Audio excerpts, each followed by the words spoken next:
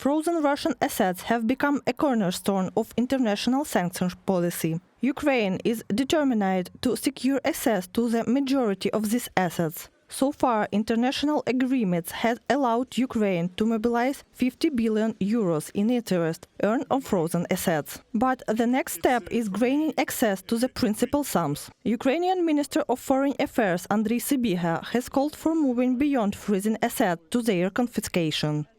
When it comes to immobilized Russian assets, it is time to move from freezing to seizing, use not only profits but also assets themselves. To support Ukraine's defense, resilience and recovery, it is fair and legitimate to make the aggressor compensate for the damage and harm. Andrii Sybiha, Minister of Foreign Affairs of Ukraine, on social network X.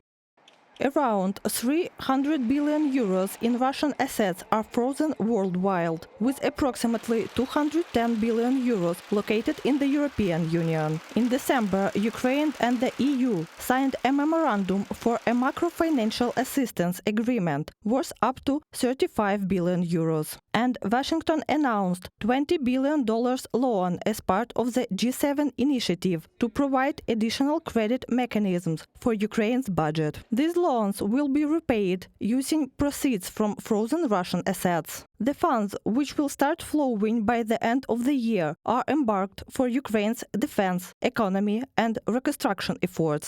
However, some specifics of their allocation may still be subject to change.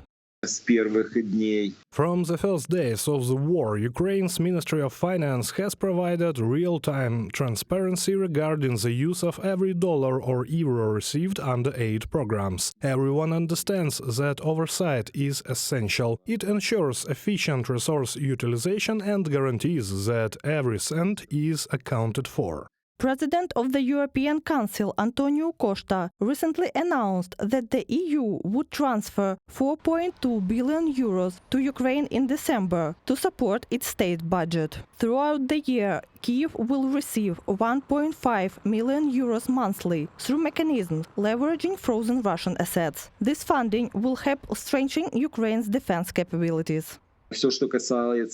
Funds allocated for defense will be used to procure weapons. Purchases will be handled by a special G7 committee, as these are G7 funds. Ukraine will provide a list of its needs, and procurement will be carried out accordingly.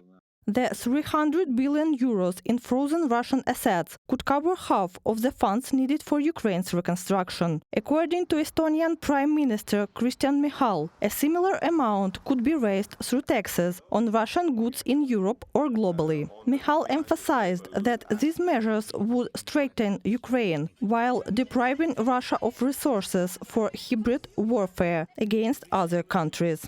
Reported by Katerina Bastun, Victoria Smirnova, UATV News.